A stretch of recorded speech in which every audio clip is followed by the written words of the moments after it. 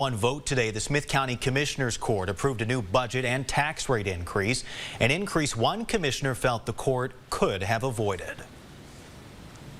Any opposed? Aye. So we have four for and one against. Commissioner Terry Phillips was the lone member of the Smith County Commissioners Court to vote against the 2024 budget and tax rate. In my opinion, this court made no attempt to lower the rollback rate in any manner, so I just can't support this. In a public hearing held before the vote, taxpayer Christina Drury echoed the sentiment, pointing out the county's slogan for this year's budget.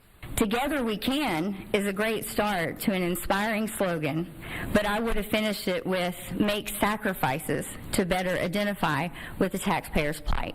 And while some taxpayers and Phillips feel the court did not do enough, County Judge Neil Franklin says they did what they could.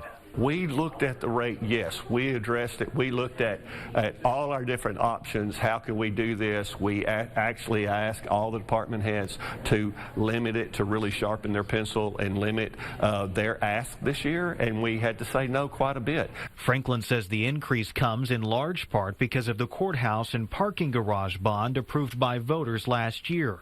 The new budget addresses the bond debt and also calls for a 5% cost of living increase for all county workers, including elected officials. But I don't agree with the